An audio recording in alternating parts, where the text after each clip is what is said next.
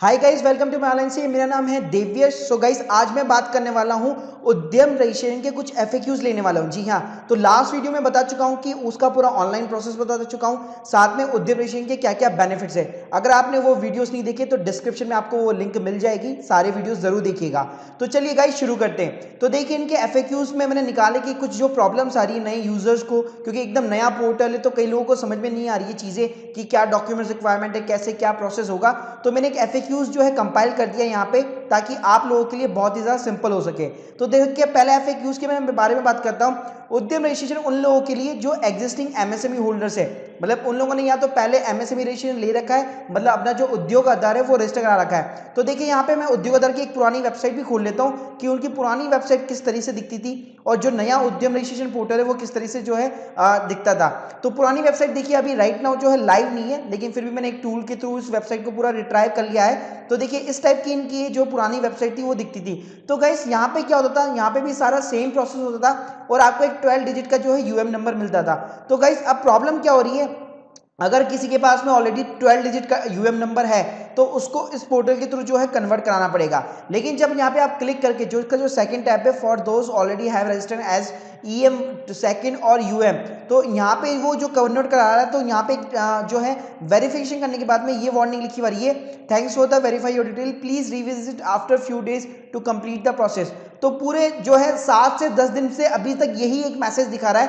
तो अभी तक इन लोगों ने कुछ भी अपडेट नहीं डाला है कि जो पुराने एग्जिस्टिंग एमएसएमई होल्डर है वो किस तरीके से इस पोर्टल के ऊपर जो है कन्वर्ट कर सकते हैं, किस तरह से उनका फॉर्म वगैरह खुलेगा। तो अभी तक यहाँ पे अभी तक कोई अपडेट नहीं आया इस पोर्टल का। सेकंड में एफएक्यू की बात करूं कि जो लोग ऑलरेडी एग्जिस्टिंग होल्डर्स थे, मतलब जिनके पास में पहले से एमएसएमई सर्टिफिकेट था या पहले से अप्लाई कर रखा था जिन्होंने उद्योग आधार, लेकिन अपना वो यूएम जो नंबर है वो भूल चुके हैं, उनको पता ही नहीं है। उन्होंने जब अप्लाई किया था तब निकला था सर्टिफिकेट, उसके बाद में वो सर्टिफिकेट गुम हो चुका है और उनको अपने रजिस्ट्रेशन की डिटेल्स कुछ भी नहीं पता। तो अब वो रिट्राई कैसे करें, कैसे फॉरगेट कर सकते हैं। तो देखिए गाइस, वैसे तो ये बहुत बड़ा मुश्किल है, लेकिन आप फिर भी कर सकते हैं। तो सबसे पहले इसके लिए मैं आपको कुछ स्टेप्स बताना चाहूंगा कि किस तरीके से आपका जो गुम हुआ उद्यम रजिस्ट्रेशन जो नंबर है, उद्योग आधार जो नंबर है, वो आप किस तरह से रिट्राइव कर सकते हैं। तो सबसे पहले देखिए, आप अपनी ईमेल आईडी के ऊपर जाइए, वहां टाइप कीजिए helpline-msme.gov.in। तो ये देखिए ऑफिशियल मेल आईडी है एमएसएमई डिपार्टमेंट की, क्योंकि जब भी एमएसएमई डिपार्टमेंट कोई भी मेल भेजता है, सिर्फ एक इसी ईमेल आईडी के थ्रू जो है वो मेल भेजता है।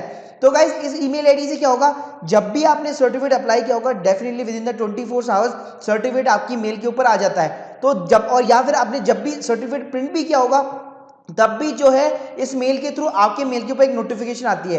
तो जैसे आप सर्च करेंगे, आपको अपना जो पूरा जो सर्टिफिकेट है वो मिल जाएगा, और इस सर्टिफिकेट में जो मेन है वो आपका है यूएम नंबर।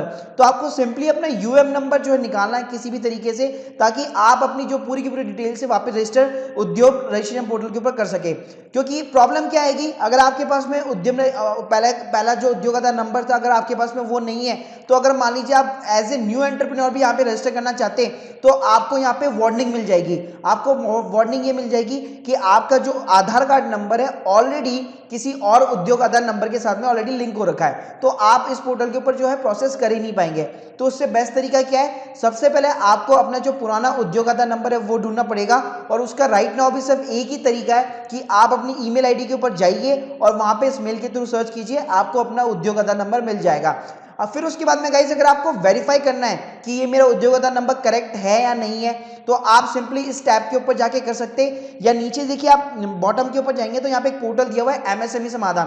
तो इस पोर्टल के ऊपर खोल करके मैं आपको बता देना चाहूंगा, इस पोर्टल के ऊपर भी इजीली आपका जो भी पुराना उद्योग आधार नंबर है, आप उसको वेरीफाई कर सकते हैं कि वो एब्सोल्युटली करेक्ट है या नहीं है, काम कर रहा है कि नहीं कर रहा। तो इस पे गाइस जाने के बाद में यहाँ पे सिंपली देखिए, जैसे ही पोर्टल खुलता है उसके बाद में यहाँ पे एक टैब दी हुई है फॉर द यूनिट और एमएसएमई होल्डर्स के बारे में। तो सिंपली यहाँ पे आपको क्लिक करना होगा, उसके बाद में यहाँ पे आपको अपना उद्योग आधार नंबर डालना है, और उसके साथ में आपका मोबाइल नंबर हो गया और वेरिफिकेशन कोड हो गया।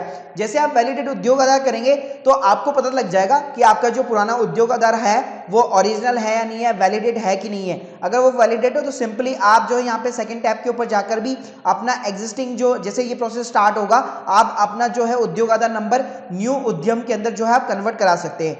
उसके बाद में तीसरा एफएक्यू है कि इसमें क्या क्या डॉक्यूमेंट्स रिक्वायरमेंट है। तो देखिए, कई लोगों को, बड़े सारे लोगों को कंफ्यूजन है, क्योंकि इस पोर्टल के ऊपर स्पेशली ये मेंशन किया हुआ है कि आपको जीएसटी भी चाहिए। तो देखिए, अभी राइट नाउ आपके पास में अगर जीएसटी रजिस्ट्रेशन नहीं है, फिर भी आप जो है उद्यम के लिए अप्लाई कर सकते हैं। लेकिन अप्लाई करने के बाद में जब सर्टिफिकेट का प्रिंट आता है तो वहां पे लिखा हुआ आता है कि आपको 1 अप्रैल 2021 से पहले जीएसटी और पैन नंबर दोनों लेना होगा और दोनों इस पोर्टल के ऊपर अपडेट करना होगा। तो उससे बेटर तरीका क्या है कि राइट नाउ आप पहले से जीएसटी लेकर चले। लेकिन अब प्रॉब्लम क्या है कि जिन लोगों का टर्नओवर 40 लाख के नीचे है वो जीएसटी लेना नहीं चाहते, ताकि उनको मंथली की जो रिटर्न फाइलिंग है उनका बर्डन उनके ऊपर ना आए। तो उस केस में क्या कर सकते हैं, अभी टेम्परेरी बेसिस पे सिंपली वो अपने पैन नंबर के बेसिस पे सिंपली उद्यम आधार रजिस्ट्रेशन के लिए अप्लाई कर सकते हैं और बाद में जैसे उनका बिजनेस ग्रो होता है उसके बाद में वो जीएसटी के लिए अप्लाई कीजिए और उसके बाद में उद्यम के ऊपर आप जो अपना जीएसटी नंबर अपडेट कर सकते हैं। उसके बाद में क्वेश्चन है उद्यम रजिस्ट्रेशन विदाउट ओटीपी। यहाँ पे एक और प्रॉब्लम क्या हो रही है लोगों को फेस, कि जिनका आधार कार्ड नंबर उनके मोबाइल नंबर के साथ में लिंक नहीं है वो प्रोसेस नहीं कर पा रहे। जी हाँ, तो पहले के पोर्टल में क्या होता था, पहले के पोर्टल में बहुत ही सिंप्लीफाई था। ये देखिए इस तरह का पोर्टल हुआ करता था।